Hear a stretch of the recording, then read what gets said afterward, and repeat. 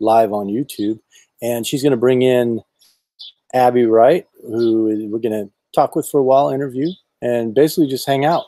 We've got an experimental hangout we're doing here. So this is our live broadcast of, just hanging out, talking with our fans, our audience, whoever, and meeting up online since Viv and I are on other sides of the United States right now. So we're going to see if we can bring in her and then bring in Abby. This will probably take a moment. And let us know how the signal strength is.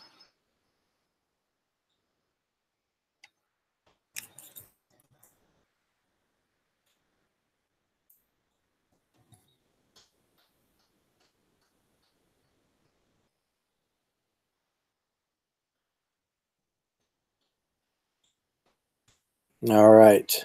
So we've got the chat sidebar. So this is an interactive medium. So you can talk with me and eventually Viv in New York City, and then ask some questions about Abby, who I'll introduce, or Viv will introduce shortly.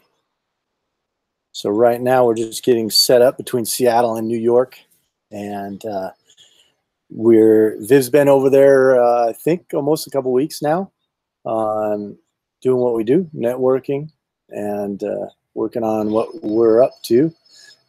I've been here back in Seattle, developing some projects. One of them is looking pretty good, pretty promising, mountain biking the Great Wall of China here in the next few months.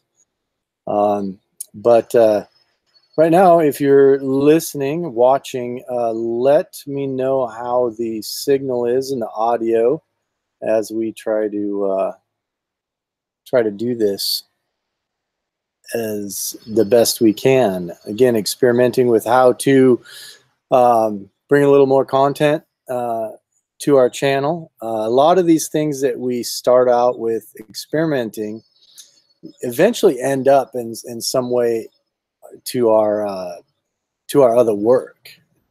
For instance, one of the things we like to do is do a live interaction broadcast like this with athletes that we work with. And the best way to test that out is on ourselves with you guys. Just a moment here, and we'll see how Viv's moving along there. It might take her a while as she's trying to find a spot to do this.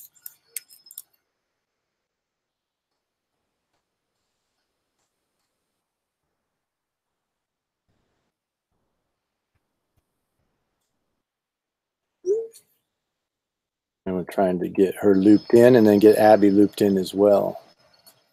Here, I think when I did this, I must have, let's see, where am I at here? Trying to get my group chat back. Here.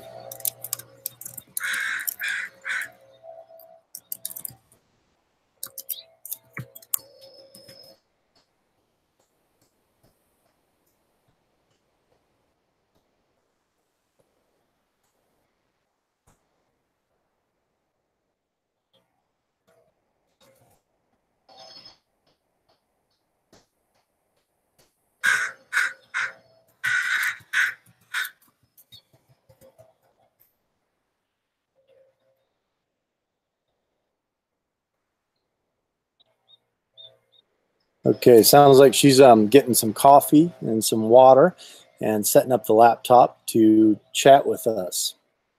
So you're going to be entertained by me for a while here, which might, just a second here.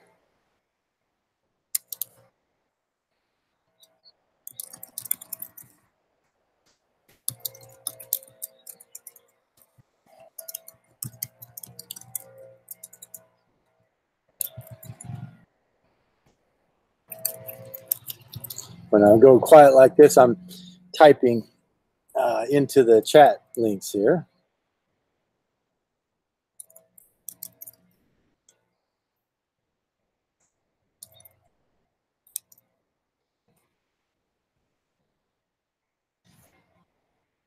It's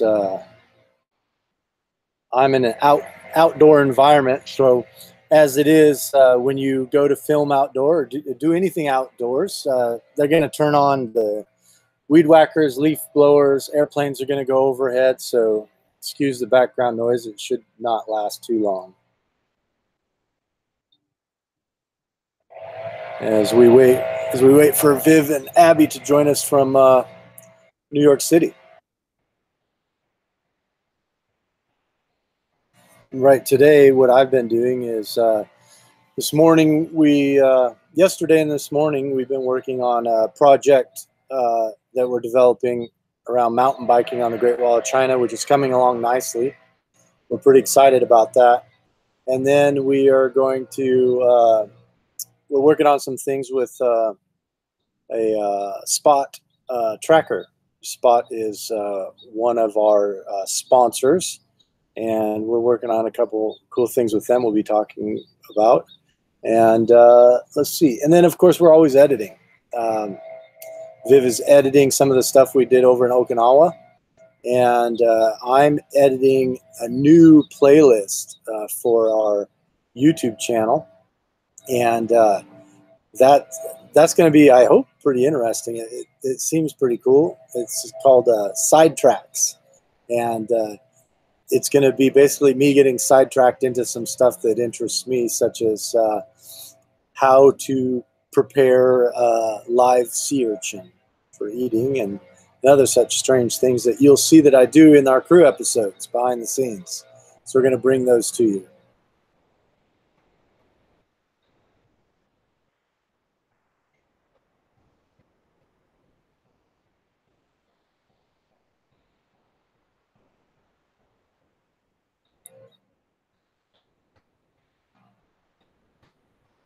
And let's see here. See if we can. Let's see if I can get. I'm gonna grab a link to this and share the link over onto Facebook as well. So while we wait for Viv here, just hang tight.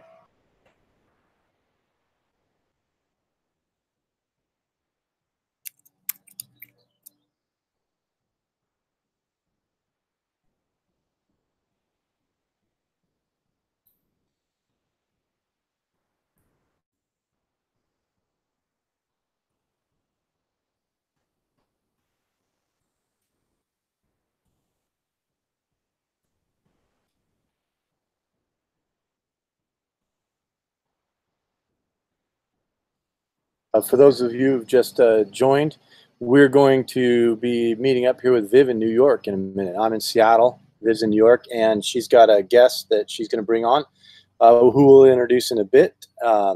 It's Abby, who she conducted the podcast with me about a month or so ago, and whom we met in Durango at the Durango Film Festival. So she'll be on soon, and we're just waiting for them to get online there in New York.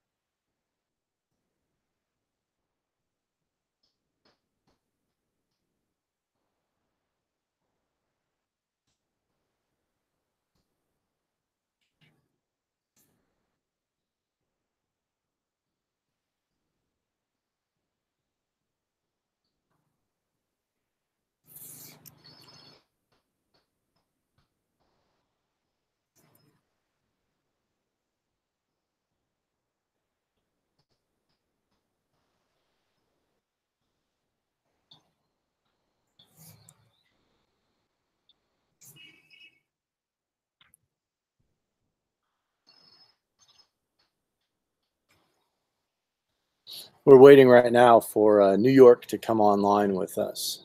I believe we had to get some coffee over there when we've already got our coffee here, which is I prepared the coffee this morning in the fashion that I learned in Costa Rica, which is just a gravity drip through a cloth.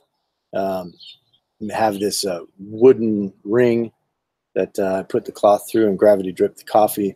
That was, geez, we learned that from Costa Rica and friends of ours when we were down there working years ago, probably about 5 years ago now.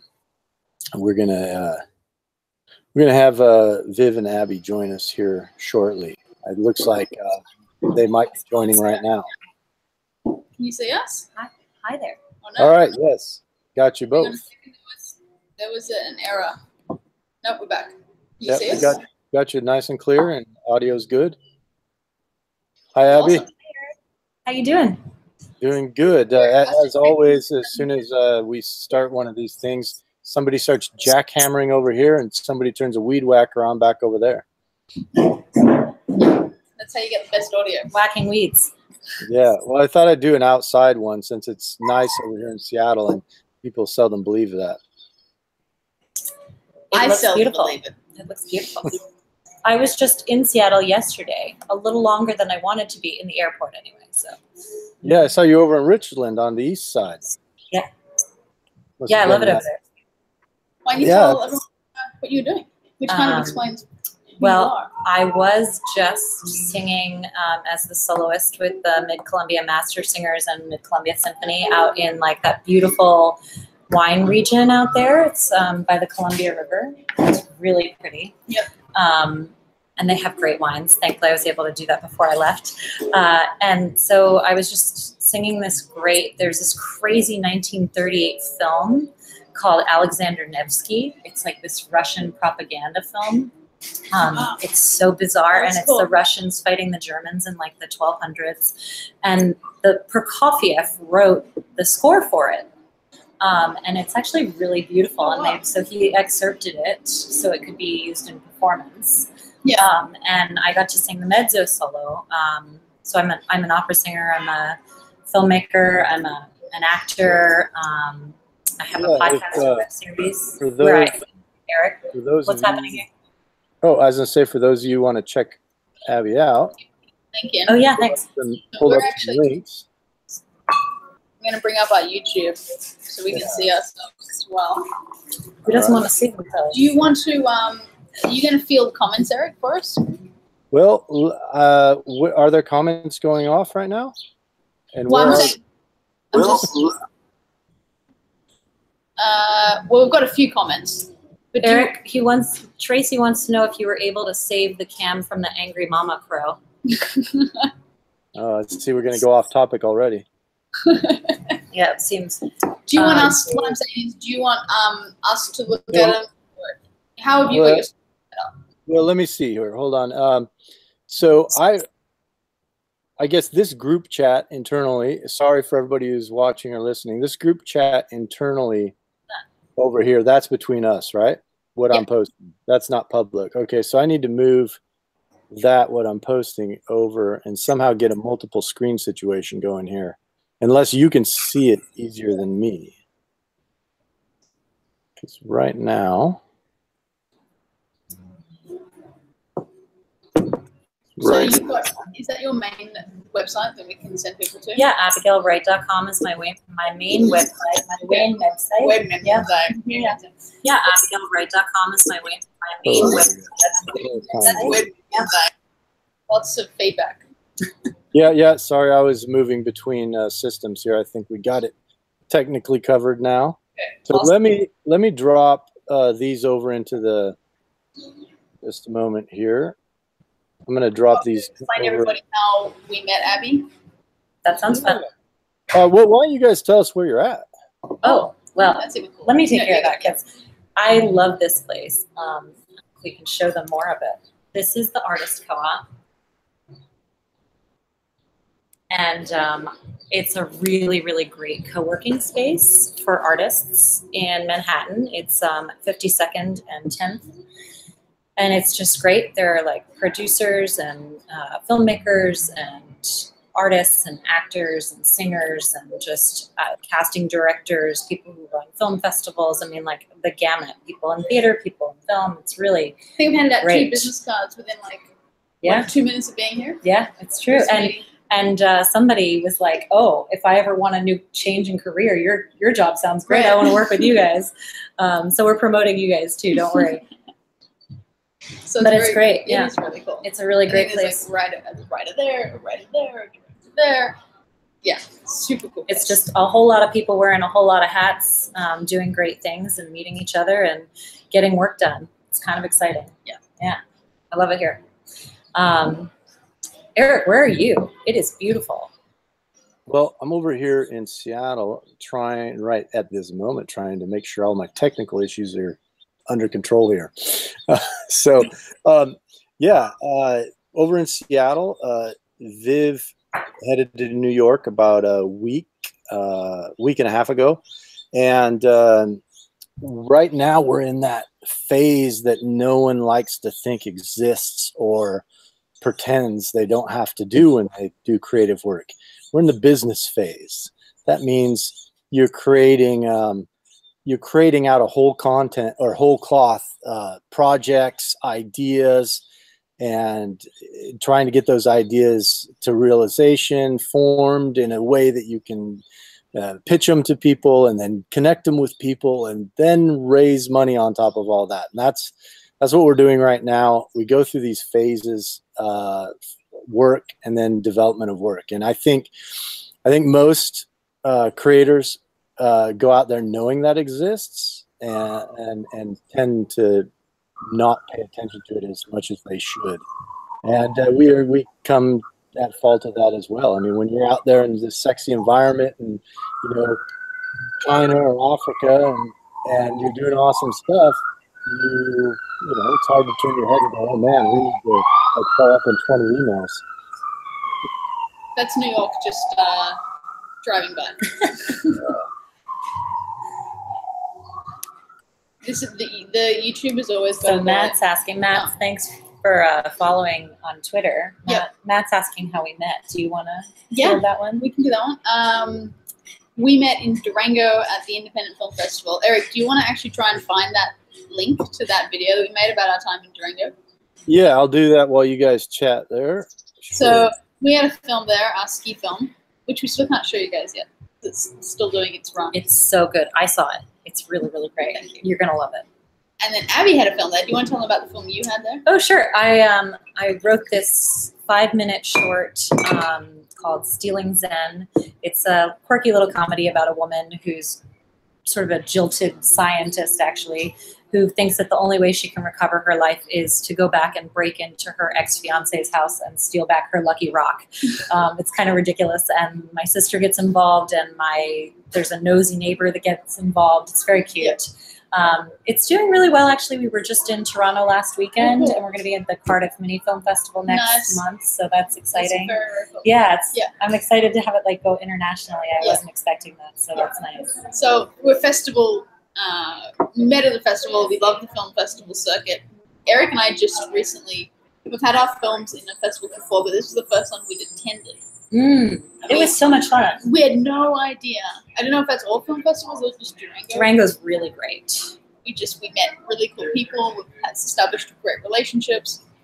And then one of those things that came out of that meeting was your podcast. You interviewed Erik. I did. So I have this podcast and web series where I interview people who are very happy and satisfied with life, who've also had some success. And Erik, I mean, we were talking about how positive Erik is, and Viv was like, well, let me put it to you this way. If he's not positive, then I'm pretty sure there's a chance I could die. That's true. And I thought he'd be a good fit, and he was. The interview was really great. I've been so busy with singing projects, which was a nice surprise, that I've kind of taken a little bit of a hiatus, and I'm just starting now to edit my last 4 interviews. Erik is going to be I think the third one up out of the last 4. Great. And then I'm going to take a break before I do season 3, and I don't know what that's going to look like. I want to reimagine it. I want to reinvent myself. That sounds very cool. But the show has been great. It's been a really great way to like meet people, and God, it's really changed me, like being around such great people and getting to hear their advice about living a life that's more about thriving than about just plodding along, or about digging your head into your cell phone, or you know, these people are like working so hard to just really live. So can you give, like, you've obviously listened to a ton of interviews now. Is there like 3 cool tips or ideas or thoughts that came out of your whole course of, like, are obviously still stuck to you now? Well, if I could give one specific tip for happiness, if I could only choose one, I would choose connection. Okay. Because if you're an introvert, if you're an extrovert, it doesn't matter. You're not going to be happy unless you're making an effort regularly, if not every single day, to be in some kind of community and to connect with other people. Like, it is absolutely key. It's a thread that runs through everything. It's huge. So you can't be, I mean, I guess there are happy hermits, maybe. I don't know. I haven't met one. Well, that's the irony. You never probably will. It's true. The other thing, the question I really like to ask people is, if there were one thing you could have the whole world see differently, like through your eyes, what would it be? Well, actually, let's throw it out to our audience. For those who are watching, answer that question. And form the question again? Sorry, Erik? If there were one thing that you could have the world see differently through your eyes, what would it be? I'm going to write it down, Google. There was one thing the world could see through your eyes? Differently? Yeah, sure. Was that what you asked? You asked me that question during the interview, I remember. Yeah, I did ask you that question. It's my favorite question to ask. Yeah, it's a good one. It definitely, you know, people can take that on a international level or on a very personal level. You know, what you might want someone to see differently about what life is really like from your aspect. Or I think I answered the question, which I won't hear, but I answered the question and what I see differently around the world that people see. Oh, we lost you. No, I think he's just listening and we're listening. Oh, it is tricky doing YouTube live because there's a delay. Yeah. And so I don't know if it's easier to watch this. Maybe. Because this is. But then we're missing all the questions. And then we have to quickly look at it. It was Matt. Matt says he's an introvert, so that helps. I'm glad. Yeah. I'm glad. Yeah. Max is actually. I think the best thing to do is to kill the audio on YouTube and have the audio up on the Hangout, because that audio could have no latency. You guys have this system down. We're on great. it. It's great. It's just trying to get we have to just bounce over every now and then to look at the questions. Oh, okay. Well, I can't. How can I send this to you? Never mind. I got a split screen system set up now, so I can see the questions on both things and both videos, but have the audio muted on YouTube, so I can hopefully get rid of the delay. Let's see. We're gonna try it. I can send you a screen grab of the setup. That's it. It's not bad. We got it. We're on it. Cool. Really good at what we're doing. As I said, it's very casual. Hang out with our friends. Well, I've also watched these before, and they're fun. It's like, I'm stalking Viv and Erik now. This is great. And now I actually get to like hang out with you guys, so this is a little nicer. Yeah. This is good. So we've done these. I think the longest we've done is about 4 hours, just while we've been working. And just, it's amazing the people that come and go throughout the chat, depending on who's awake. Like obviously Matt, we know Matt's from the UK. Oh, cool. Oh, I just lost everything. I think one of the interesting things. Oh, see that? I think you guys are listening on the audio now on Hangout, so that transition was a lot better. I didn't talk over the top of you, but anyways, what we were noticing while we were doing this was when we said particular words or typed particular keywords into the comments, we all of a sudden started getting people from around the world that were related to what we were talking about, which was a bit freaky. Oh, wow. Yeah, I think it's definitely when we started typing things or putting links to places, like links to videos. And then like, I think we shared a video that had some friends of ours from Estonia in it. We got like 3 people from Estonia started watching. Oh, cool. Yeah. That's very cool. And then we started talking about where we were going in Japan. People from Japan. Huh. It's happened several times. So there's been a few. So maybe a lot of listening going on inside the technology, which is good for what we're trying to do. We're going to say, we're coming to you from the artist co-op in New York. In New York City. Yeah.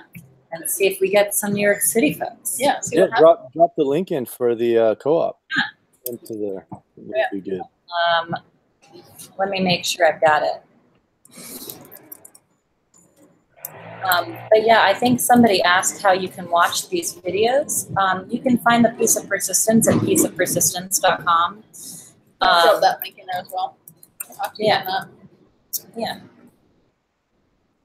And then remove any web addresses. Really? We always put web addresses on. Oh, or can you only put YouTube links in? No, I dropped some. If you scroll back in the comments, I dropped all of her links in up above. If somebody wants to go after them, scroll back up. Why is it allowing Piece of Persistence in? Because I'm the moderator, so I'm the only one who could drop links in. Oh, could you put in a link for theartistcoop.com? There's a hyphen. Yeah, let me go. Can have Viv drop it in the Hangouts chat, and then I'll grab it and drop it over. There we go. Cool. How's my audio on this end with this joker over here? The dulcet sounds of New York driving by. Yeah, sorry. Every now and then you have to pause for a truck. Pause for New York. I'll drop this in. I pause for New York a lot, I think. My friend just recently, who Erik has met, he's just done 6 months here. He's from Sydney, Australia, and he's just done a 6-month study here in New York. Cool. And I don't think, he kind of knew it about himself, about how he likes being outdoors and connected to the wilderness and nature, and he just didn't kind of really realize it until he lived in New York for 6 months. And he just went. Where did he live? Oh, Manhattan. Oh, well, there's like not very much greenery down there. No, there's not. And there's also just everything would bother him. Like the truck would go by and he'd be like, oh, like that. He'd be like, oh. I personally, because I just got back from Washington State and it's beautiful out there and it's open and suburban and, calm. And I got back here and I'm just like already so annoyed at all of the people who just like are completely unconscious and just walk right into you. Right. That's what drives me crazy more than anything else. Like you're talking to your friends, you're dealing with your kid, you're dealing with your dog, you're dealing with your cell phone. You're just, everybody's so compartmentalized that they don't see what's right in front of them. And they, look at what I'm wearing today. How am I missable? Yeah, you're like, it's the color that says watch out. Over here in Seattle, we have the opposite occurring. It's a kind of an inside joke in Seattle that we're the ice city, meaning that you can't communicate with people. They'll like acknowledge your presence, like you're saying. They won't ignore you, but there's no ability to interact. Like apparently here in Seattle, the dating scene is one of the most difficult in the country because, and this is what they're saying when you read these articles, that you get this influx of these younger people, the 20s and early 30s, from all over the world in the country for Amazon, Microsoft, Google, etc. And none of them have, one, they have a bunch of cultural differences. They have the inability to like want to communicate. And so when you go out, or when people go out to go dating, there's like the communication is super difficult. So we have this thing called, what are called the Ice City now. At least this is what the news is reporting. Wow. The Ice City. The Ice City. Ooh. Yeah, well. Chilly. I mean, I'm hardly like the world's biggest sample size, but I fit into that. Like I've not met or dated anybody in Seattle. And you're definitely not icy. No. Well, although Erik would disagree. I would happen to disagree. Because I have a very kind of British, like, stiff upper lip personality. It's like, you're strong. When you talk, thank you. But That's there's a nice difference between being strong and icy. Thank you. Yeah, sometimes we go over the edge from strong to, Viv is a wonderful person, but I think sometimes to get to know her, you need to show up with a crowbar and some gloves to hold oyster shells. Once you get to know her, she's amazing. She just is very, like she said, I think it's a cultural thing, and that's what I'm talking about here in Seattle.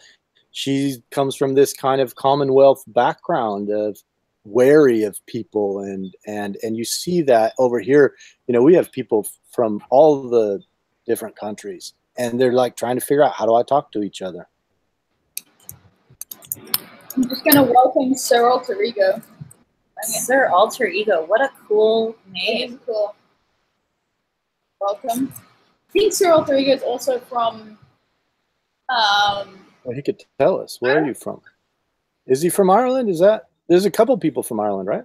We have a couple of viewers from Ireland that pop in. Very nice. Yeah. Well, if you've got anybody from Cardiff. Ireland. Nice. Hello, Sir Alter Ego. If you've got anybody in Cardiff at the end of June, go see Stealing Zen at the Cardiff Film Festival. There you go. Yeah. So just to reiterate, we're here with Abby, who we met at a film festival in Durango. Erik has been a guest on her podcast, which was coming out soon. Yes. And which is Piece of Persistence. So if you scroll up in the what's the comments. The what's. I like that. And do you have a link to like a teaser trailer or it that we can drop in the comments? I do not yet. You mean for your episode? No. Just something that directs them to where your show is showing. Let me give you my YouTube channel. Yeah, then get an idea what it's about or something like that. I think now it's here. Does that work? So well, you got to drop it over to me. Happiness in general, and we asked a question earlier about if there's. You worded it way better than I'm ever going to remember to word. Oh yeah, if there were one thing you could have the world see differently through your eyes, what would it be? Yeah. So. Did that work? So what would it be, Vivian? Erik's going to copy and paste it in. And I would say a lot of people lately have been answering tolerance and acceptance of people for who they are. Okay. Also accepting yourself for who you are and being yourself. It's like, that you are enough was another common theme that like successful, happy people wanted other people to know that they're enough. Yeah, that's interesting. And that everyone else is enough, and to accept everyone and themselves for who they are and how they are without needing more from them or yourself.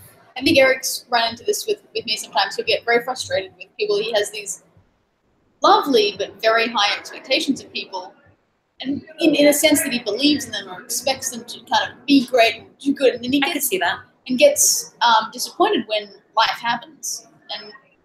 And people do things differently the way you expect, or they don't do what you thought, and you've expressed frustrations with that. Like when people walk into you on the sidewalk? Mm-hmm. Yeah, I think when you, I don't know, I've met a lot of people. I'm 48 years old now, so I've run into a few people here and there. You're a youngin'. I feel pretty young, but it's definitely enough of life to have a sample size of data to make some loose opinions at this point. And I think that I think the thing I get definitely frustrated with is people's inability to want to rise to their capabilities, their potential. And then when, someone like I come along and I'm like, let's do this thing. Like if you say, I want to build a mountain out of this toothpick that I'm putting down on the table, I'm like, all right, how do we do that? Let's figure it out. And most people are like, oh no, I was just kind of like thinking about it and not really. And I got this issue. And then you're like, Yeah, you're a doer. You're definitely a doer in a way that a lot of people aren't. A lot of people really like, and I'm a doer, but I'm a delayed doer. So like I I need to, like, I don't know what season 3, if we're going to have it. I think we're going to have a season 3, but I don't know what it's going to look like. Right. And I need the space to percolate and let that germinate in the back of my mind. And eventually it'll get done, but I don't know when. Yep. And like with you, you're just like, let's do this now. And I think that's great. And I super admire that. It freaks some people out though. We've run into people that are like, you know, hired us on and then Erik kind of comes in and he's got the toolbox out and he's ready to kind of like make a mess and clean it up. And everyone's like, whoa. I mean, when I said, let's do it, I mean like someday, some point, not this aggressively. So it is really good. It just, when it's not paired with the right reception or the right people that can channel that energy and take it and they can match you with the same kind of level, then it's sadly lost on a lot of people. Yeah, so Erik, I could use your advice actually, because I am pushing myself to be a doer like you and jump into this. It's such a silly little thing, and for you, it's nothing. I'm going to a strange event at a castle south of Paris actually I leave on Saturday. I arrive on Sunday. And I'm not a camper, and I'm camping on the grounds of this castle. Some other people who are staying there will have more money, and they're staying in like the fancy rooms in the castle. And some people will be having like a big party on the campgrounds, basically. And I'm just trying to like get there, get some camping equipment, and like do the thing, and then come home. And it's like, it's kind of terrifying a little because I'm going by myself, and I know a few people, but not very many. And like, I don't know what will happen. I don't know what I'll do. And my allergies are driving me crazy, and I'm going to be like camping on the grass. And it's like, okay, I'm just going to do this thing. I think it's very cool. Do you have any like advice for somebody who's just like jumping down the rabbit hole on a silly little thing like this? Yeah, I mean, I think, and also it relates to what I was going to mention. You know, when Viv was talking about, I think you or Viv were talking about, you know, I come at things full on, and you said I'm a doer, which I appreciate. That's flattering. I always like people to understand what the hell that means. That means I fail a lot. It means I try a lot of things and things don't work out. And doers, people think, oh, this guy gets stuff done and everything he touches gets done, and that's just not the case. That's not true, and that relates to what you're talking about. Is that you have to have the expectation that you're going to do everything, and everything's going to be like, it's going to happen. I'm going to make it happen. It's going to work. I think that's something that you have to have in life to keep moving. And especially as you move on another decade and another decade, and you're going to get bludgeoned to death. You know, it's like walking the gauntlet, you know, and, right. And you've got to be able to, realize that that's what it means to be a doer, is not to do, but to keep going and get hit and pushed and knocked down and drugged by your ankles and keep clawing at it. That's what doing is. Doing isn't about successfully executing anything. So when you're over there, my advice would be just on that level of camping and hanging out and doing something unknown, do it with the expectations of what you want it to be. But when it goes sideways or it's different than your expectations, you know, still rise to the occasion of making it the best you can. What is great about it right now? I'm out here, I'm camping, it's freaking pouring rain and this grass is turning into mud. Yep. What's awesome about it now? What's cool about it now? And it's not diluting yourself. It's really just changing your perspective on how you're viewing what's occurring. I mean, you know, for me, if it's pouring rain out there and I'm camping and this sucks, okay, I got to find shelter. What a great opportunity, a reason for me to have to go and engage with somebody. Go knock on a door.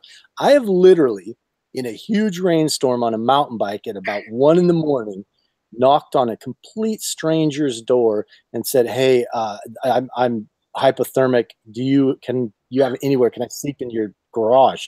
Brought me in, let me shower, gave me a bed, made me food, took some pictures with our, you know, just hanging out. Like, these people hosted me.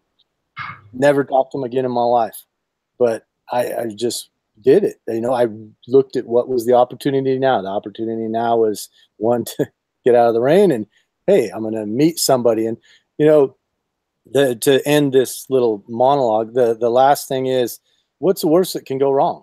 Now, of course, you can imagine some really extraneous things that could go wrong, but in the real reality of life, what's the worst that could go wrong? The worst is pretty mellow, actually, and you're going to come out of it with some really good stories, even if somehow you get scarred. Scars are amazing tattoos of life. Always going to be a story. Well, yeah, and I think the only two things I really need to let go of, because I'm kind of already letting go of like not knowing what I'm doing. Right. I think the two things I really need to let go of are my allergies suck and it could affect my voice. Yeah. Okay. And I really like these people that like the few people I know who are hosting this event. Like I really care what they think. Right. And I need to just like let go of that and just be like, I'm going to be me and this is going to just be what it is. You've been invited, so that's all that matters at this point. I mean, I obviously like you enough to invite you. Yeah. So I really like New York. Oh, we got that. We're gonna have licensing issues. We should address these questions. Oh, yeah. So we asked earlier about. I'm gonna grab a quick tissue. Yeah. We asked earlier if there was one thing that you could have the world see differently through your eyes. What would it be? We got some mad hip hop going on out here.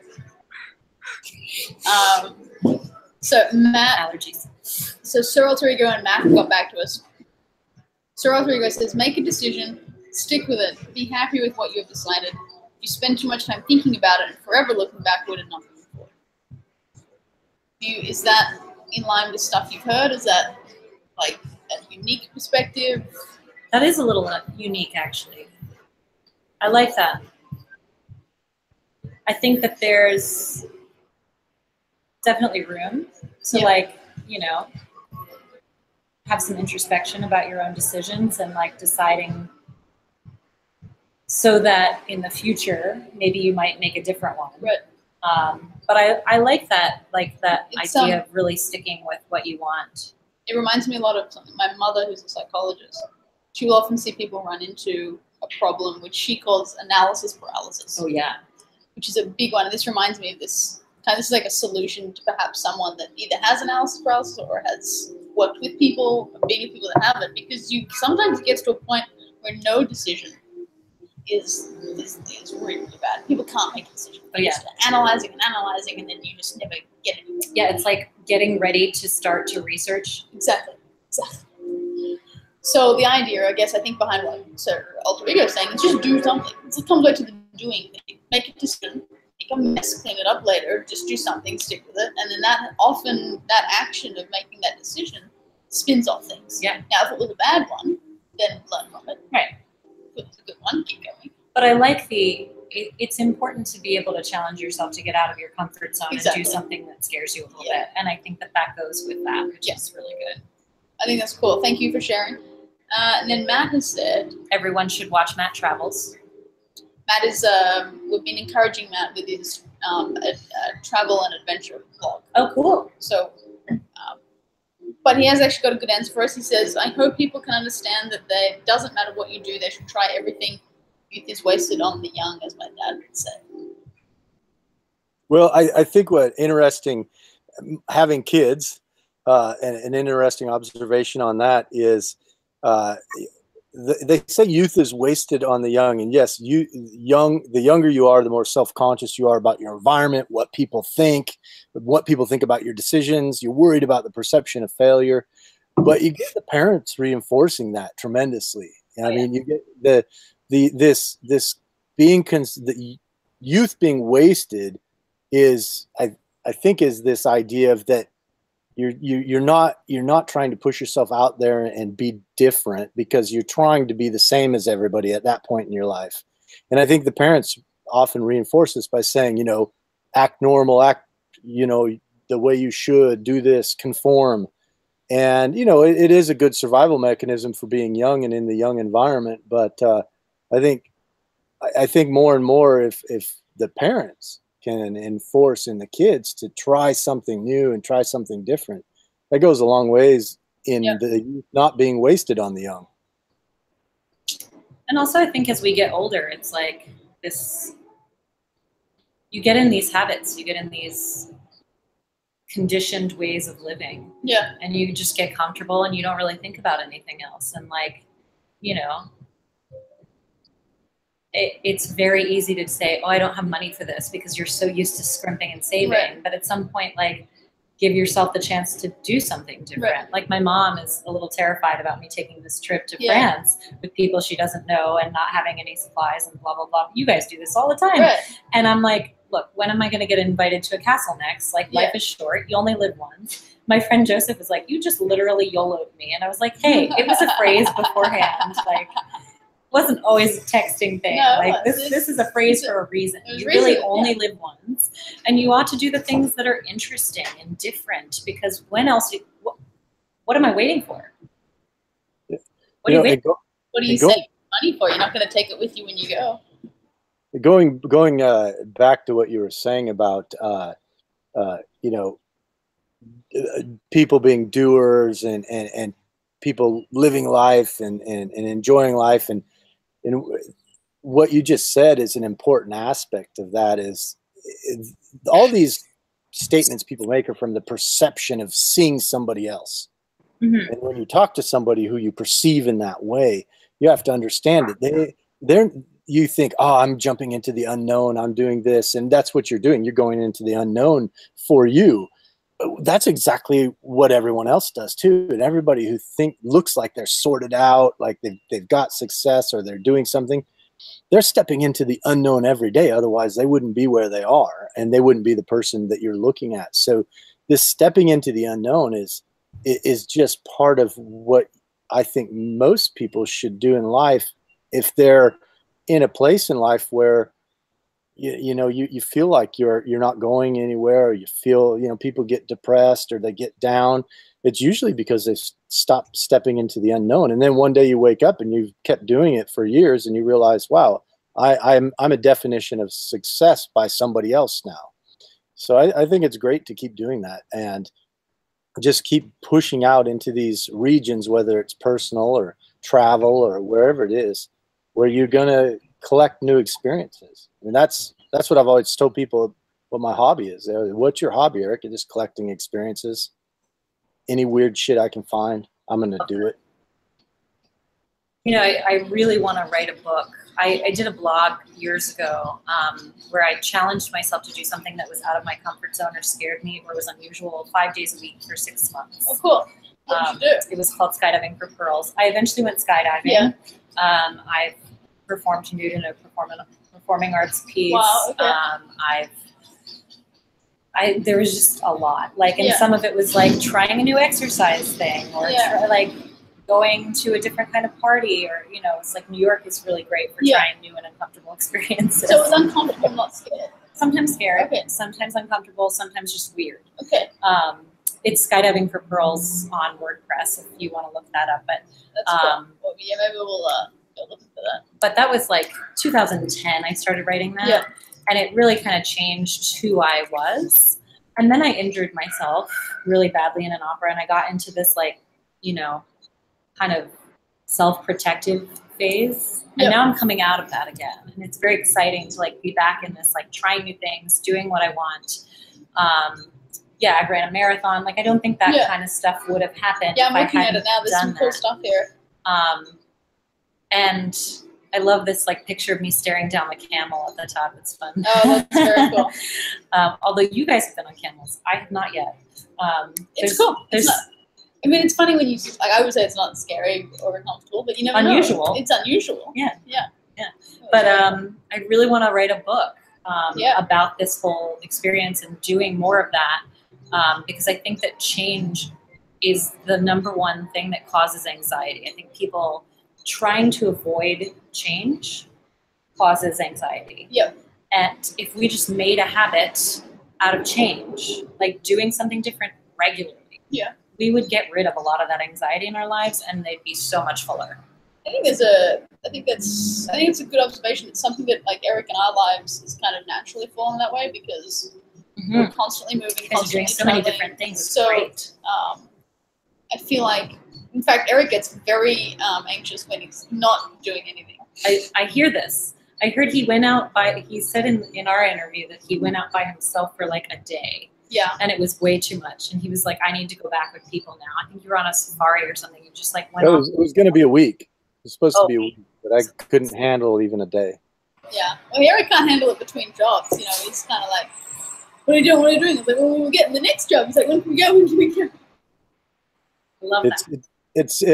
It's difficult not to have change. I mean, it's like everything in life. You know, everybody has their habits. Everybody has their things that make up what their lives are. And my life has been so much about change and movement and trying new things and going into the unknown. It's become addictive in nature, where now when you don't have that, it's like, what the hell do you do? And so now I have like this reverse problem of trying to figure out, you know, when can I do more of that sort of thing, versus other people are like, you know, I'm nervous about doing that. It's, you know, everybody's the same in the end, really. Yeah. Yep. We got Cyril to Ego came in and gave us some context. He said his perspective came from working with people who could never make a decision and would always want others to decide. Nah, nailed it. Analysis paralysis. Possibility, it was because they didn't want the responsibility of making the decision. If you never decide, you may never fail, but you will never succeed. That's the truth. Yeah. So we were correct in the assumption of where his ideas came from. Yeah, good call. Yeah, I had a comment I always made when I was the lead navigator for our adventure racing team. So I'd lead a team of 4 way off into the wilds for days and days and days, unsupported. And as the lead navigator, I would tell them, listen, you guys want me to get you through here alive and safe and on the right route. So you're going to give me a lot of autonomy to make these decisions, which was a huge responsibility. And they were like, yeah, yeah. And I said, then if you're going to give me that kind of autonomy and that responsibility, then you have to allow me to make really, really bad decisions, because you're never going to make good decisions all the time. And I think that's what people have got to digest. That if you're going to step up and do that in your life, be prepared for those really bad decisions. And they're going to be really bad, like super bad. But you're going to grow from them. And you can't be afraid to make those decisions just because that's going to happen. That's the advice I was looking for. Thank you. Trust me, I made a lot of bad decisions in my life, as defined by other people. It took a while to get there. No, that's great. That's great. Yeah, I'm always afraid of making bad decisions. Yeah. It's true. Really? And you know, it really inspired me. Right now, I think it's still running at the Brooklyn Museum. There's this great David Bowie exhibit. Oh, yeah? And I was not a big David Bowie fan. I mean, I grew up with like Labyrinth when I was a kid, and that was great. But like, you know, I like some of his music, but I was not like a fan. Yeah. But somebody took me to this exhibit, and it's incredible. Yeah. He is such an artist, and like to see all of the ways that over the years he just fearlessly reinvented himself, and he's like a different persona from like every 5 years. Is it still on? I think it's still on. It may be selling out, so you'll want to look. It's so incredible, and I'm always so stressed about like finding the next perfect thing for me, that like sometimes I get that paralysis. And it was so good for me to see this exhibit, because he just. Oh. I think I lost you guys there. Going. Oh, you're back. We're back? You're back. You lost us. What did you miss? What bits did you miss? What was the last thing you heard? You guys were you were just talking about the David Bowie. Viv was about to Google it, or just had Googled it. Oh, well, thanks. He just reinvented himself so fearlessly over and over and over and over again. And he was such a great artist. And that really inspired me, because I get this like fear that the next reinvention has to be perfect. But that's not true, because I'm just going to keep reinventing. That's what life is all about. Like, and it was so inspiring to see that, and to see the way that he just did that fearlessly and with abandon, and became these amazing things, and just contributed so much to our culture. I love That's really cool. Yeah, I think perfection, or finding the best fit, or the perfect thing, that this is a bunch of horse crap. I think, you know, I whether it's your career or your business, your career, your hobby, your sport, your relationship, all that stuff is literally made up day to day, month to month, figured out, remade. There's no like anything I've ever seen or when I've talked to people. It's nothing you step into and go, I've arrived. If you've done that, you've probably given up. Yeah. You had a good answer from Tracy Dobson. Oh, yeah? She said, I wish I could see how the world, I wish the world could see how the way they treat each other affects those around them. There's so much anger and hate and entitlement and greed. I wish the world had kinder hearts. Yes. I can't say much more than that. No. I agree. No, that's beautiful. Yeah, I run into that all the time. I'm always trying to do stuff, for people, and I run into just, you do good to people and then just, you gotta have low expectations, which is super hard for me because my expectations of people are pretty high. Yeah. I think that's the thing though, man. It's like, I wouldn't say to everybody you should have low expectations. I think you should personally lower yours because yours started like way up here. Well, I think people are so amazing. They're so capable. I should probably raise mine a bit. I kind of assume the worst in people. There's a thought. So I don't know. Maybe it's a cultural thing. And so then I get genuinely surprised when something good happens and someone's really awesome. Like, oh wow, you're really cool. 9 times out of 10, people are just so horrible to each other. And you turn on the news. I don't know about like 9 times out of 10.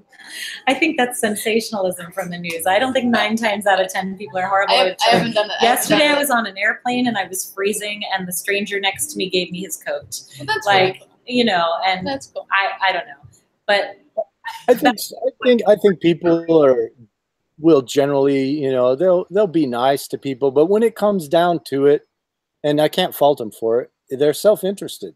They literally are, and there's nothing wrong with that. I just think it's not so much I'm talking about like people bashing each other's heads in everywhere. There's just been a lot of moments where people, selfishly do something for themselves, and then you kind of get left in the lurch. And so, I don't kind of get surprised by that. Because I kind of expected humanity to do that. Well, I think, Eric, you live a bit of a life of non-attachment, it sounds like. Like a lot of your, like not worrying about perfection, not worrying about making bad decisions, not like you just go and you do and you like, you're not. Yeah, you can ask Viv, I'm the king of bad decisions. Outcome. But if you were able to apply that same non-attachment to your expectations of other people, that would be great. Yeah, it's an interesting concept. And so I didn't quite follow that. So like, you're very good at not having attachment to the outcome of things.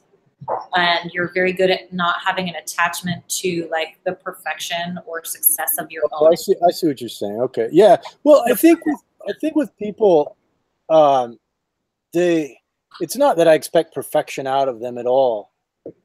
It's, you just know that they could do a bit more. They could stay with something a little longer. They could put a little more effort into something. I think people, they don't realize that tipping point is pretty small. Sorry, go ahead. Potential to the expectation. So you see someone who has a lot of potential. We all have a lot of potential. But then again, one of my favorite Irish comedians has my favorite lines is, your potential is like your bank account. You always have less than you think you do.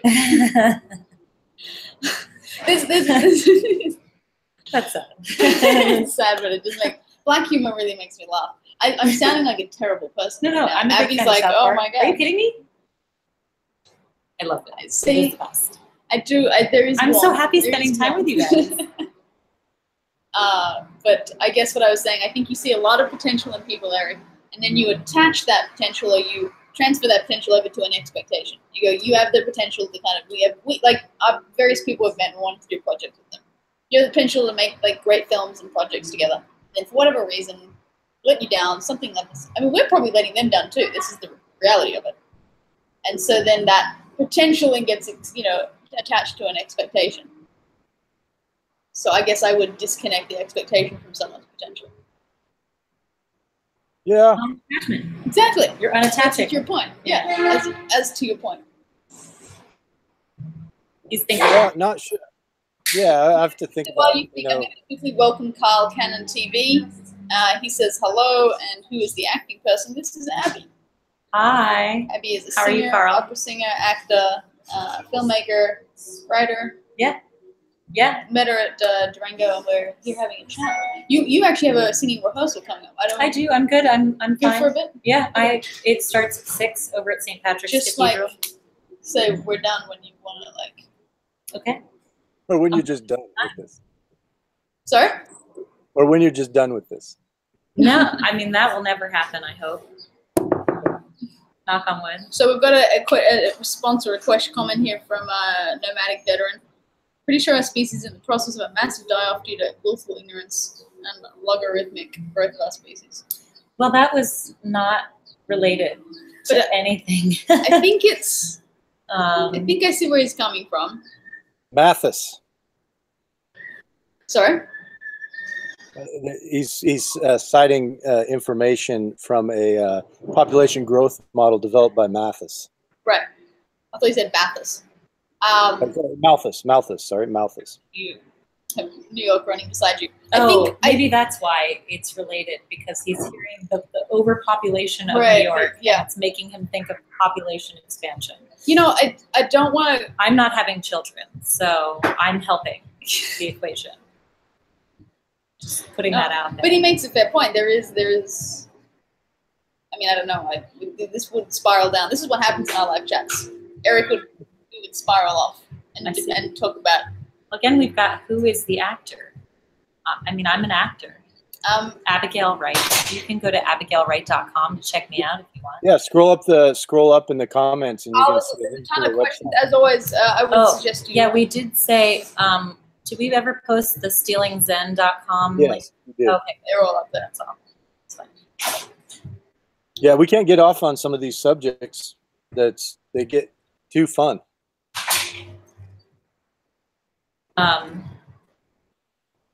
Can't remember if there was anything I was going to say. Oh, well, so I will say my next big project is directing a documentary on my friend Yaron Abatov, who's a really interesting guy, has a really interesting story.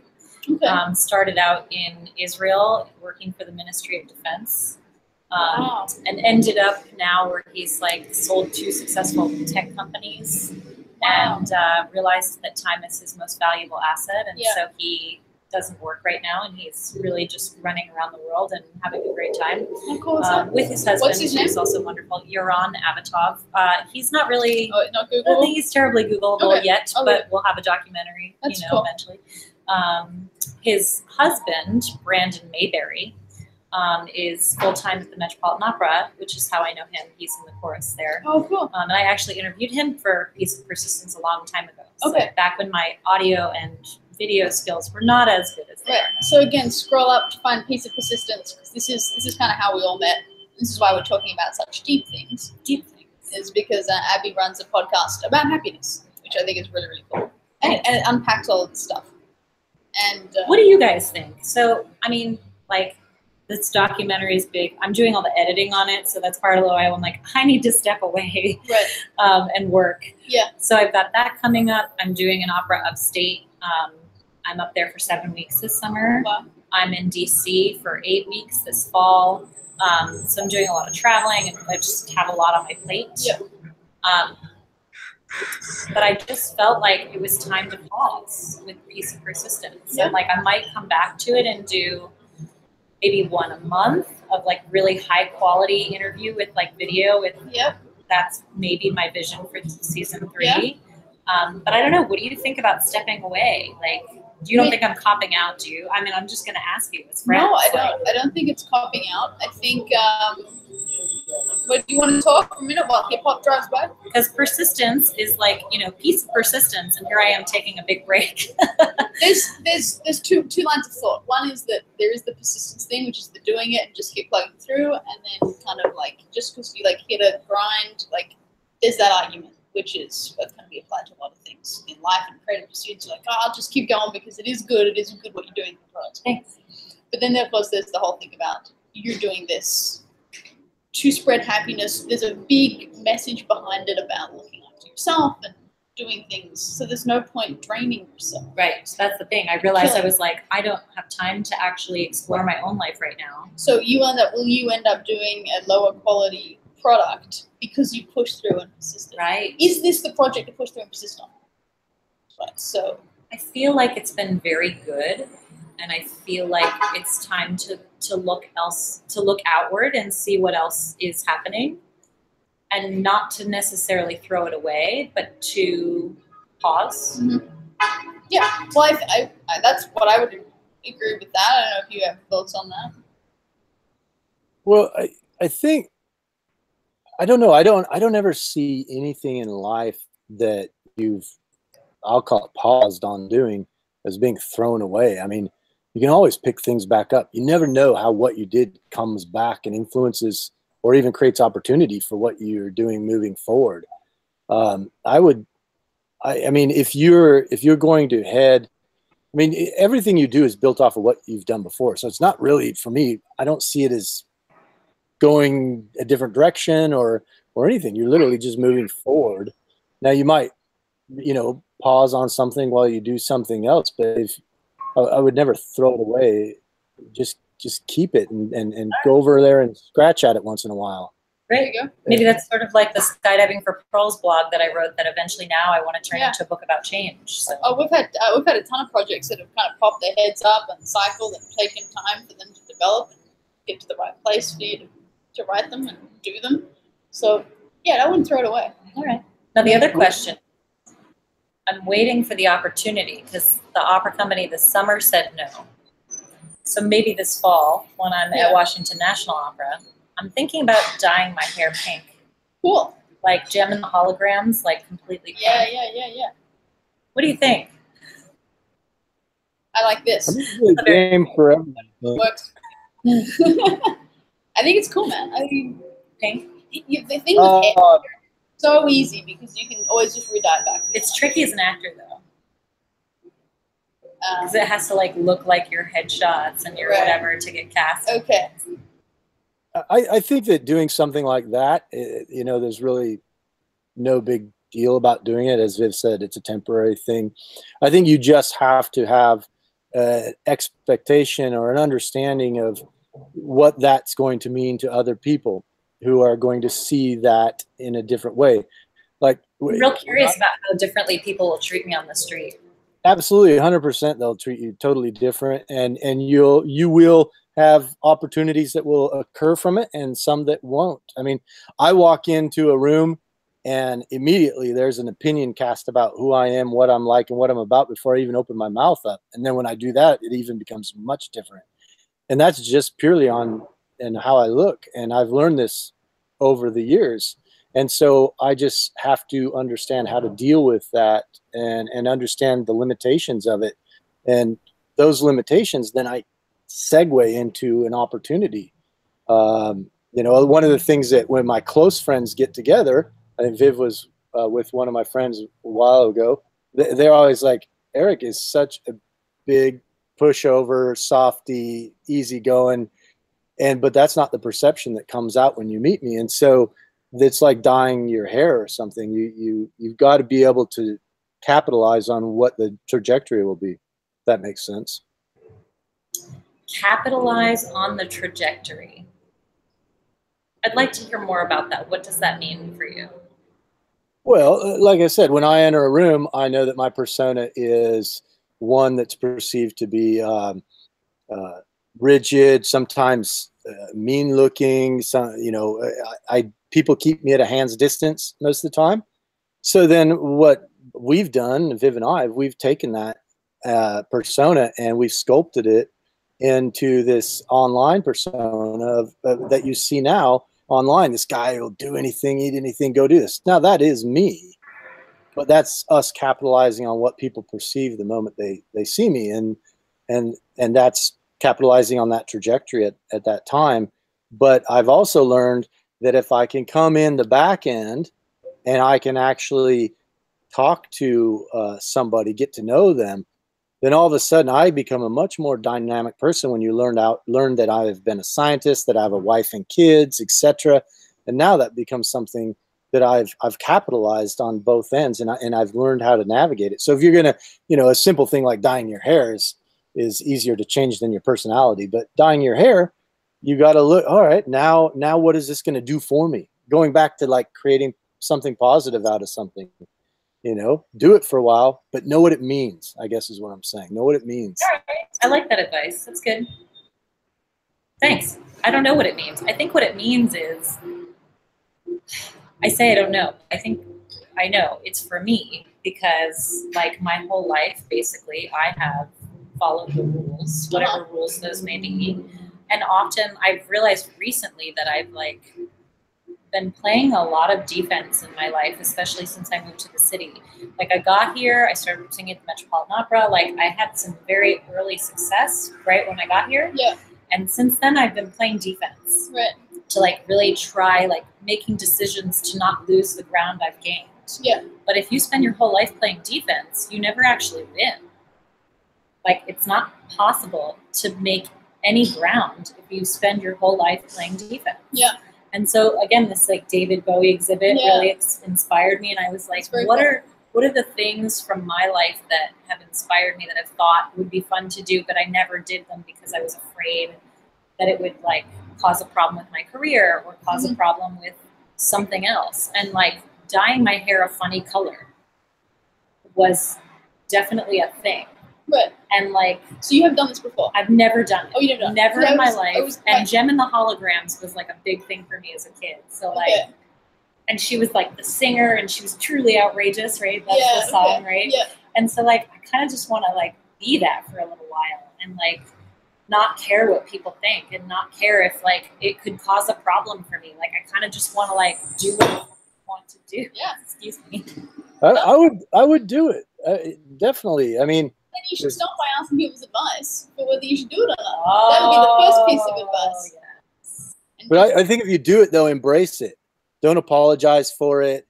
Don't go, you know, don't say, oh, you know, this is just my hair. I mean, embrace it. Go for it. See where it takes you and have some fun with it. I mean, why not? Yeah, that's why I wanted to. Again, what's the worst that could happen? Well, the worst that could happen is like all this hair that I've like had for so many years gets terribly damaged. Yeah. And I have to like come up with a different way to do my hair, and then I have to redo my headshots, and hopefully I'll get new footage for my demo reel. But what happens? What happens if that happens? Let's say you do all that, and what happens if maybe you do this, and from those new headshots and that new look, you kind of sometimes that gives you a different feel, a different way you present yourself, and maybe I actually get more work as an actor. You have no idea. You have no idea. It could go all to shit too, as you know, Viv will remind us. But it could be positive. Could be super positive. Positive. Try a wig first. Yes, so but I've worn wigs before. I have worn wigs before. I hate wigs because you can't pull them back. You can't like do, and it's not like I want a commitment. I want to just like do something scary, you know. That's what. Sorry, I was answering Tracy's question. Yeah, no, go for it. I'm also answering some questions. Well, hang on. Hey guys. So Nevada Veteran wanted to know, is the one eye open thing an Illuminati reference? It's not. It's a reference to having one eye open when you look through a camera. Oh. But you can run with Illuminati. That's fine by me. Brandon has given us a good answer, though. Where is this? I was going to say, you guys, Brandon there.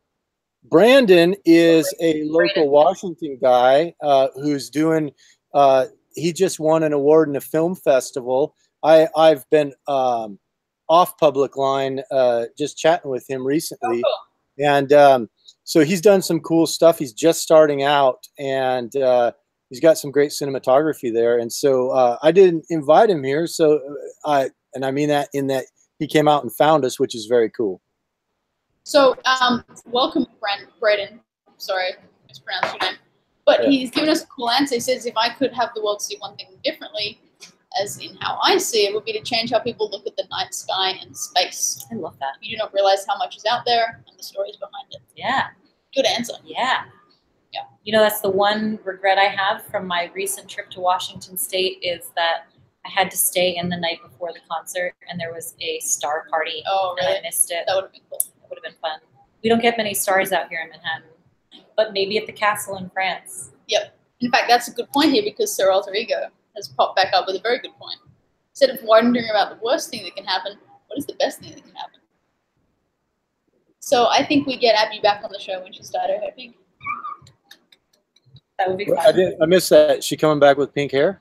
I said we get her back on we dial her in on a live video when she's done her hair. Maybe we could even live stream it while you're dyeing it.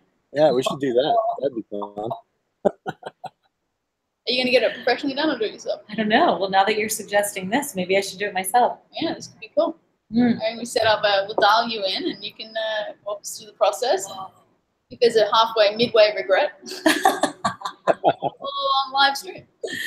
This would be really fun. Yeah. Can we do this? Yeah, absolutely. All right, cool. Yeah, totally. People are going to be very confused. They're going to think you're having like a hair and makeup show. Oh, we've done hair and makeup. My video. Yeah.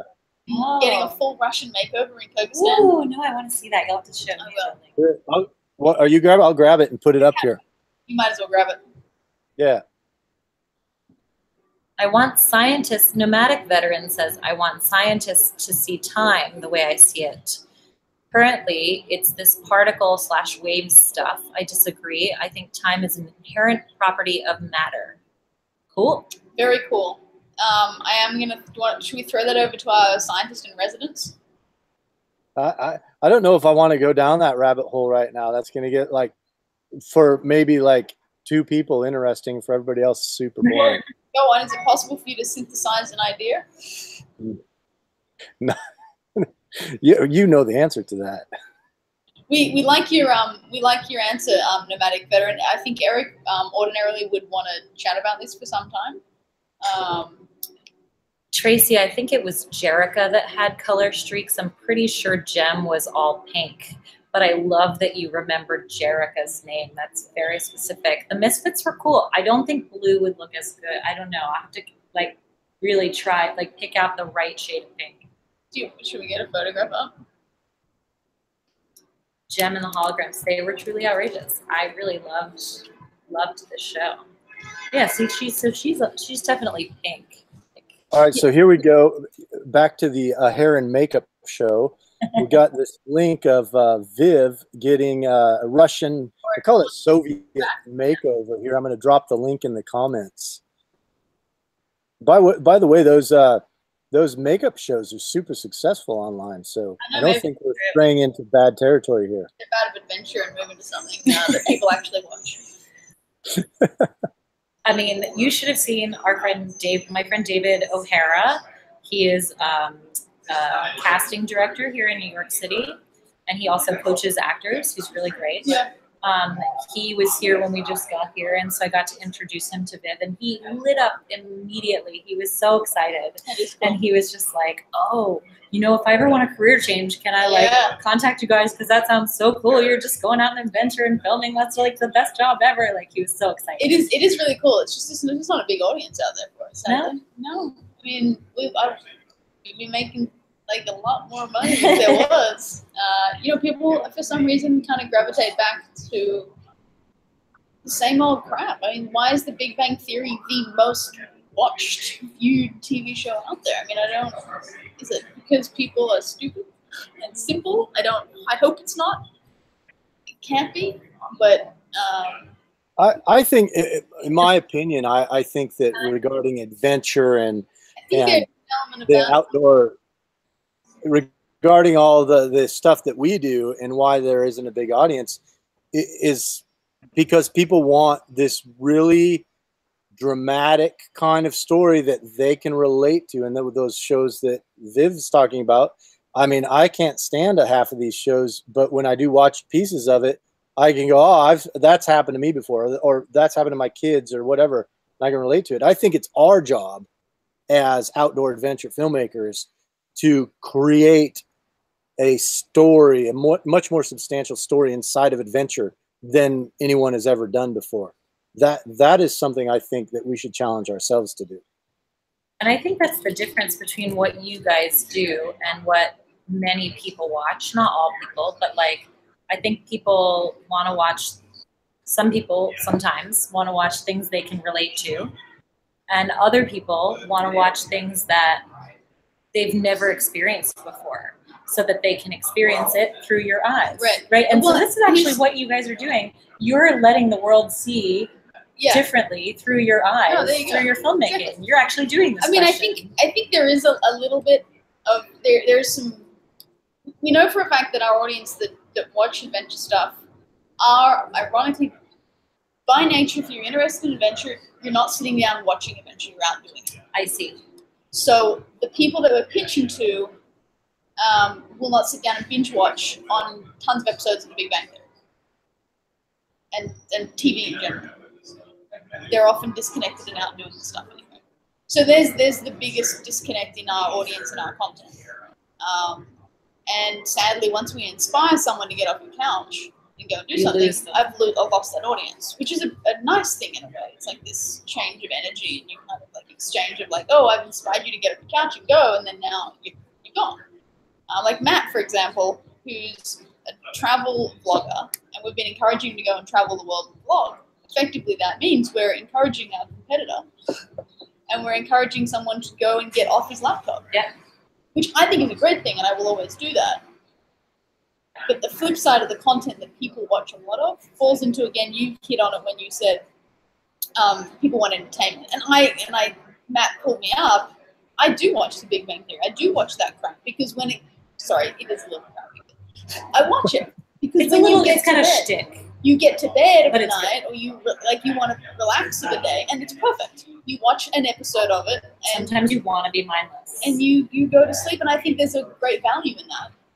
Otherwise, you watch things like Black Mirror or Handmaid's Tale, or I've been watching Electric Dreams, which is like an Amazon Prime show that I love. Oh my gosh, it's very like dystopian future, and it makes me think. Right. But then there are times in the day, like I'm sure there are moments in your day where I go, hey, do you want to watch Electric Dreams? And you'd be like, oh no, too heavy. Like Handmaid's Tale. I'm up to date with Handmaid's Tale. So good. The one show I can't binge. So good. Like I watch an episode of that and I'm like, I'm done. I need therapy. So, so I think there's content for, and that's the cool thing about it. There's content for all stages. Yeah.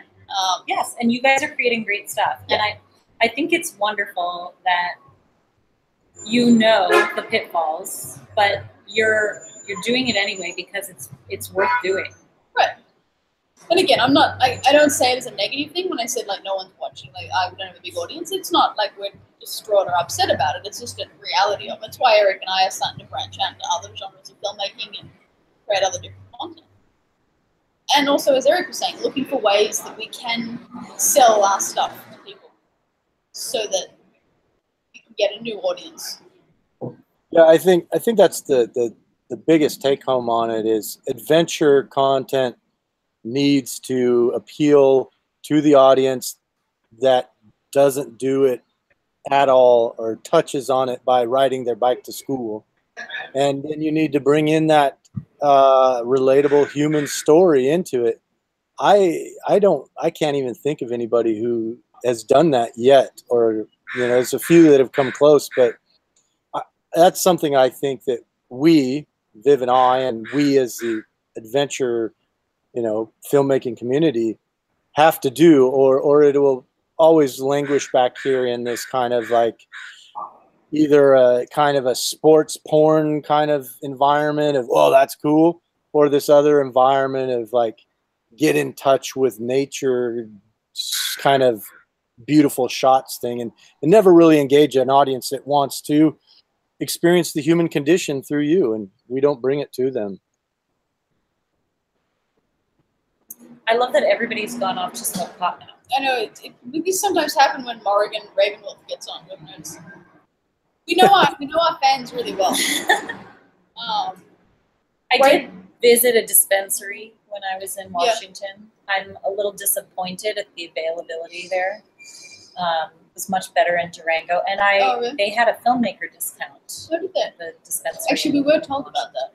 Durango. I find that if I do that, then I am foggy for a while. Oh, and I don't like being foggy. Yes, I agree. I do about half of an edible. Right. So what are we talking about? Pot. Everyone's talking about it in our chat. Oh, okay. I do when I partake at tiny, tiny doses because I'm very easily affected. Right. And I just like, the, it's like a little added joy. If you do too much, then yeah, it's cloudy and it's just not worth it. It's not fun. Yeah. But it's such a rare treat for me. It has its benefits. Yeah, for sure. I guess my addiction thing has been, as we were talking about before, the using the various kind of mediums of like TV and music and various things to kind of, I need to calm down, all right, or I need to wash my brain out, then I'll go and watch I'm with you. Some TV or stuff. I also have a bad, you said binge watching. When I get in front of a TV and start binge watching, it's just like, where did my life go? What happened? I can't do it. It's so bad. So bad. What I really would love to do, just go ahead and tell me if I'm a liability. But anytime you guys want somebody to just like come and help out, like if I'm free, like I would love to do something crazy with you guys. It's totally out of my comfort zone. Yeah. Well, we can. Eric's had an idea about this for a while. He wants to take people out of their comfort zone. Like we've often thought about how we can maybe even turn it into a business model. And you sign up. You don't know what you're signing up for. That's kind of part of it. Oh yeah. And put your cash on the table, and then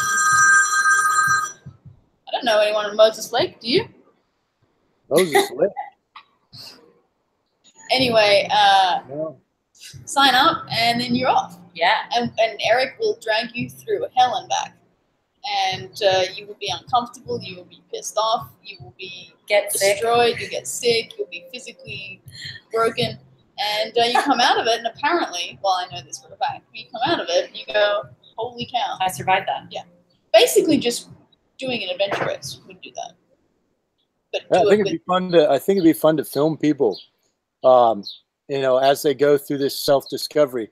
Because I know this happens for a fact because I've done this with people through adventure racing. You drag them out for 24 hours, preferably 36 hours. And they have, I guarantee every single person out there will have this epiphany about meaning, life, their ability. It happens. You can't not have it happen. I've seen it over and over again. Magical thing. So I don't know what that would be like to do with somebody who, the people in adventure racing I've drug out there, they kind of knew what they're getting into. I don't know how somebody would react who's, I guess not into that sort of thing. A normie? Huh? A normie? A normal person. Oh, right. A normie. Yeah, okay. Is being normal now a derogatory term? Oh, kind of. I think it's more about I think that's more of like a cisgender, I think it's more of a gender. This is one of Erik's greatest qualities, is he will walk into a socially, a term that's now not used anymore, and he'll just walk right in and use it. So unusual people and unusual, people who are good at living interesting lives. Say you watched The Greatest Showman, right? The circus people would then call the outside people normies, right? They don't do that in that show, but that's what a normie would be like. It's kind of a derogatory term from people who are fun for people who are not. Okay. And so you guys are fun doing these interesting adventure thingies, right? And me, I'm kind of afraid to get sick because I might damage my voice, Yeah. Okay. But I'm the poster child for normal. I mean, I pay a mortgage. I have 2 kids, a wife, a minivan, and a truck. Depends on which part of your life you're discussing. It's pretty normal. Is a truck normal? This is how we end up with climate change. With my truck. It's normal that we have climate change. You need your truck probably because you transport equipment and stuff. He used to be. Oh yeah, that's right. That's right. I know that from my interview, which is going to be excellent. I'm sorry I haven't gotten into it yet. It's been a busy time, but I will get to it soon. I would say it'll probably come out sometime this summer. Cool. We had some answers to the big question that was the theme of our whole chat. Do we have more? Yeah, Marian a while back got back to us and said that she would basically that people. it would be suffering, animal suffering, waiting to be slaughtered, children suffering, and in abusive homes, so many people lack compassion. Yep. That was what she would like the world to see. Compassion. Which I think is, again, I can't argue on that. And then... well, I think that's a good point, is everyone around the world doesn't realize that the things that they think are anomalies are actually pretty, sad to say, normal and regular and happen everywhere in every culture around the world. And we don't realize it, so therefore we don't pay attention to it, don't do anything about it. And it's these are the sad facts that it's going on everywhere. All these different things that were just mentioned. Well, yeah, they're not unusual. Your plastic lives are normal. You know, everything covered in plastic, everything easy and shipped to us from Amazon. And sitting at home watching TV and not connecting. Like, we think that's a normal way to live. But, like, what were things like a century ago? Like, worse off for you guys a century ago. So there are some upsides. That's for sure. And I think without meaning to like reference Louis C.K. right now, but it's one of his great lines though, is that women can't time travel. He does this whole joke about the people that are not allowed to time travel. Oh dear. Yeah, women and African Americans should not time travel. Oh dear. Unless they go in the future. Unless they go in the future, and that's when his kind of punchline of his joke was that white men cannot move forward. Oh. But again, that's kind of ironic considering his current situation. It's beautifully delivered, and it's well, it is. He nailed it in the head in one of his stand-ups years ago. But you can Google Louis C.K. time travel. Women, black men can't time travel or something. I'm really a big fan of contact lenses. Yeah. And glasses. Things. Hot showers. Hot showers are the best. I'm saying, man, you can't. In general, I don't want to time travel, but we do definitely not want to go back. I was thinking about this because, I just got over bronchitis from allergies while I was trying to sing, and it went very well. I'm really happy. Yep. But, man, like, I'd probably be dead by now. I probably would have died by now. I think I would. Some antibiotic resistance. I would have not even survived childbirth. Oh. If not for modern medicine. Oh, God, and we would have had children. Yeah. Yeah, I would have, I would not be here. My mom would be dead. And I would be dead. I'd be so sad at the very most, or at the very best. I'd be very sad about like being at home taking care of children. Yeah, that is not what I want in my life. So there you go. Yep. But then, on that happy note, watch The Handmaid's Tale. Watch The Handmaid's Tale. Could go. That's what I'm saying. Terrifying. It could still be in front of us. Yeah. That's what that show's implying. Get out of Dodge now. These are the like upbeat conversations we have in New York City. I'm not put off by them. As I said, I feel like I'm a lot darker than your very happy personality. I feel like you're oh no. No. You have done this. I love like South Park and Sweeney Todd. Like we're in good company. Good. It's all right. And you guys, what I like about these conversations, one, I enjoy them, especially when glass of wine and get a lot deeper in them, but they're the exact same conversations that we would have sitting around in the dorm rooms in college, on a Thursday afternoon, or when we we'd lived in a group house, and we'd sit there for hours going on about these same conversations. And I like that the conversations are still a curiosity to everybody to try to understand and figure out like the time travel one, that conversation has been going on and still resonates decades and decades, and before even any of us were even born, there's this conversation about all of these subjects. So it's I think it really lends to every time a little smaller, better understanding of what it means to be here. Yeah. Well, who decided that we all needed to like grow up and be adults and not think about these things anymore and be responsible? Like there are other ways to be responsible and live your life out of curiosity and possibility. In college, we'd be kind of, I don't know, it's kind of a mellow environment. No one you know, everybody's trying to figure out what to do maybe on a Thursday or Friday night.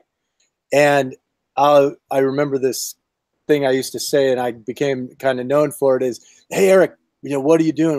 What's going on? And I'd sit there, I'd have a beer, a couple, like a 6-pack over there, and we're just sitting in couches. What are you doing tonight? And I go, well, I think I'm just going to stand just right outside of here, look back in tonight, and just watch. And they're like, stand outside of what? Just reality, man. Just going to stand on the edge and look back in. And I think people should do that.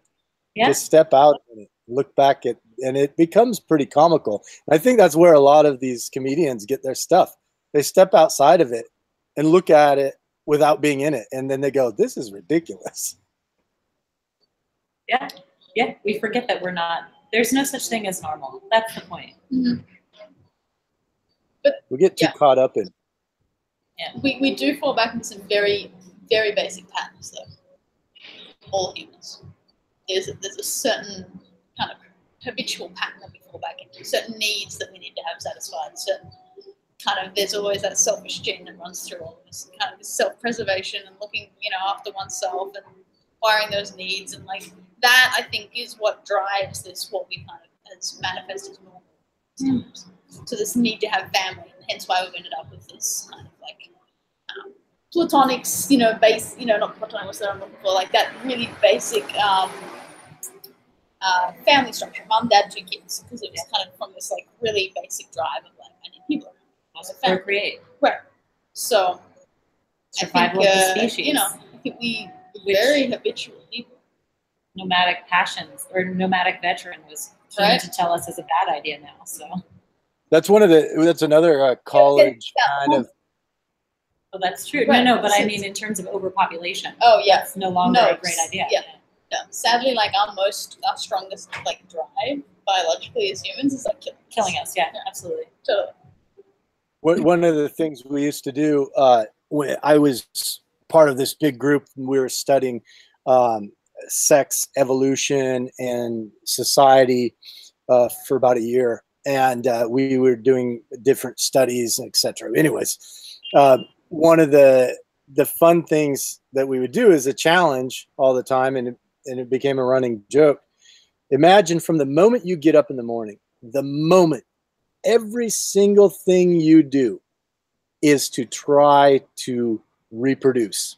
Whether you're actually reproducing or not, that's not the point. The point is you're so biologically driven to try to attract a mate and reproduce. Everything you do is either directly related or tertiarily related to that. And so we would always play this game all the time. What are you doing? Why are you doing that? And then we drill down in it as scientists to figure out the root reason of why you're doing something. You know, why'd you choose those clothes? Why'd you comb your hair in the morning? Why did you even brush your teeth? Why'd you make your bed? On and on. It's a fun thing. You should try it one day. I've heard this so much. Did Jeremy just overhear that? It's terrifying, right? It's terrifying. I don't believe it. You don't believe it? You want to say hi? Sorry. No, yeah. You want to come? Super chill. Want to come say hi? We can introduce you if you want to come say hi. You have someone who disagrees with you, Erik. Oh, but that's not new. No, okay. Go for it. No. He's decided to be anonymous today. Can you, like, you don't have to put your face on, but why do you disagree? I didn't hear the full thing, but from what I did hear, I mean, it sounds like the idea of self-value and element, things that make one feel good about oneself, it doesn't necessarily have to do with passing on the species or whatnot. Right. So there's also survival of one's own species is connected to being happy in one's own body, not necessarily just producing for children. That's interesting. Did you hear that at all? Kind of. I think I did. We were taking a look at it and evaluating human beings as just another organism or species on the planet. And when you take a look at it, and we were doing comparative studies against other species, what they were doing, and we were really drilling down, we were really finding out, and there's a lot of published articles on it. It's really fascinating to take a look at. But that you find that the driving force is to create progeny and for those progeny to be successful, and that's all your decisions. So I can't do a counterpoint here because I couldn't hear half of what you said. He agrees that it's the driving force. Yeah, he can take that. It is terrifying though. Like if I were to actively go through my day trying to procreate all day, well, A, I would be successful, and that would be a disaster.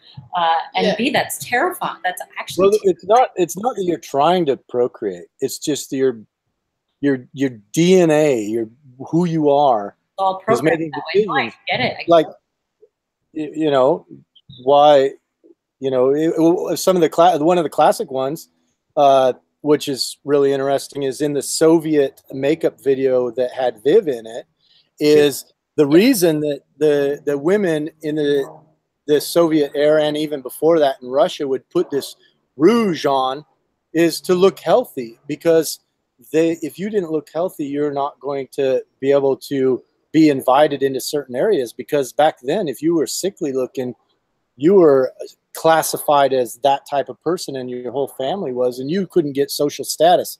And again, that's related on and on to other things that eventually comes down to, can you breed or not with the correct and best people? Oh. It gets pretty wild. You just blew my mind.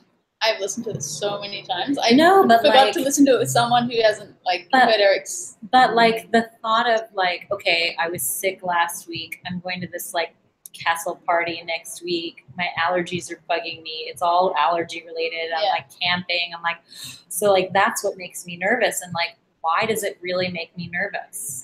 Is it because I'm like trying to attract mates and I want to like not be perceived as sickly? Yeah. Maybe.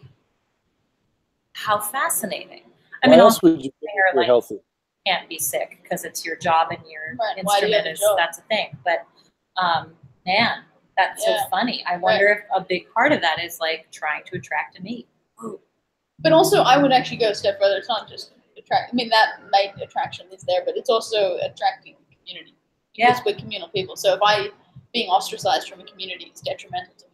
True. So even if they're not, well, maybe that's what Jeremy was getting at too. Yeah. So why would you want to be part of the community? Well, no, I'm still saying I'm not eliminating that. I'm adding on top of it. I think it's one of the bigger driving forces. So like the need, like women, for example, will be incredibly affectionate and close with each other, but they're not sexually attracted at all. And because their protection mechanism of raising a child in kind of tribal communities is because they need each other to be together to raise that child. Now, it's still part of raising a child. It's still part of the whole line. But they're not their behavior is to make sure that they all stay together and be. Yeah, and that's generally what we found is that, you know, it just depends on how far you drill down. But yeah, there's these layers and layers and layers on top of all of this that in a combination. Like trying to appease my parents when I'm younger. It's because that's where that's where all of our food and our accommodation and our education came from. And why do you want to do that? You know, and why do your parents want you to do that? They want you to be fed and be healthy so that their genes can go forward. Different behavior traits to attract and appease different people. So I'm going to say this to my dad because I want him to keep feeding me. Then I'm going to say, I'm going to dress like this so that I can attract that person. Oh, yeah, because you definitely don't want your dad to, like, be your... I don't want to cross wires. Right. I don't want to do what I'm doing to, like, the cute guy in the corner. I don't want to give those signals to my dad. Yeah. We had a question here from Nomadic Veteran. Said, I read an article that only 10% to 33% of peer-reviewed science articles are reproducible. Is there any way to validate that? You know, it depends. I don't know where this article came from, the Journal of Higher Thought or another scientific article. But it depends on what reproducible means. I mean, there's a lot of scientific work that's not reproducible because literally there's no money to do it. So it depends on how they sampled their data to collect this source of information. I would guess, having been involved in scientific articles, having been an author, a co-author on many articles, most of them can be reproduced. They're pretty stringently reviewed. Now that there's always bad actors who are falsifying data or pushing the limits of what they're doing. But anyways, I would guess that most can be validated. I read an article that supports nomadics thing. Again, I don't know. I couldn't drag the article up now. It was a while ago. But the article was citing that the main reason for the unreproducibility of it is because so many of them are financially motivated. So that makes sense. You just want to get a paper out because it's publish or perish, and so then people make these kind of quick ass sloppy. It's not sloppy work, but they kind of they make these assessments, they make these data, they come up with their analyses and whatever, and they're not very. When you go back and you reproduce them, you find out that they've forced the hand so they could get their paper out. Yeah, capitalism is a very funny motivator for life. But again, it was one article. Yeah, well, I think for me, it would go back. I don't know one way or the other, but it goes back to the where they gathered their data for this conclusion. For instance, if you're looking at a bunch of different articles about, I don't know, global warming, let's use that one, and you're looking at it in like People magazine will write about it, and so will National Geographic. Those are two different sources of data. And you have the same thing happening in scientific literature. You're going to have your scientific articles that are published in notable magazines, and then you're going to have all these fringe ones. So if you take all of them together, yeah, you're probably going to come up with some interesting statistics. And if you actually look at the journals that are utilized in the scientific community, I bet you might find it skewed data as well. So I don't know. I studied statistics long enough to know that I don't believe any of them, because you can make stats say anything you want. We're gonna have to back to the point. Put a pause on it. Abby has to go to her room. All right. I've got to go sing. All right. Can you give us a revamp of what you're doing, what you're about to go do, and everything for everybody? So I'm a singer. I'm currently singing with St. Patrick's Cathedral, just sang in Washington State, getting ready to go to Bard Summerscape and Bard Music Festival this summer, and then Washington National Opera in the fall. I'm also an actor and a screenwriter, and I have a short film called Stealing Zen. Yep. You can find that at stealingzen.com. I was going to say, all of the links are in the credits below. So scroll up in the credits below. Yeah, and that one is in the festival circuit, and that's how I met Viv and Erik, which is wonderful. I also have a web series and podcast called The Piece of Persistence. You can check that out on iTunes, YouTube, Patreon, and we've got 4 more episodes of that, and probably the third one that we'll post will be Erik, and it's really good, so stay tuned for that.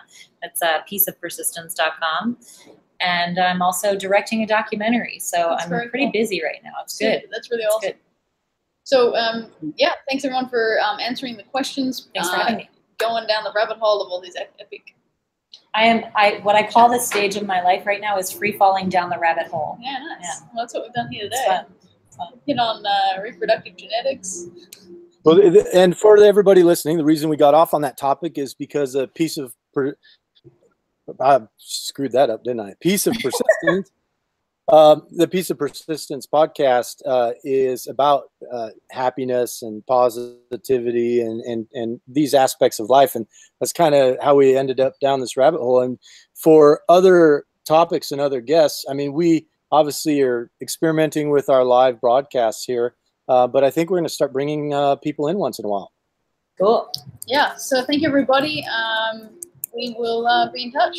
Yeah. Thanks. Abby's going to go sing. Erik, pleasure to see you, friend. All right. Good to see you. We'll talk soon, I'm sure. Yes, hope so. All right. Now I got to figure out how to actually end this thing. So, all right, cool. We're going to end it.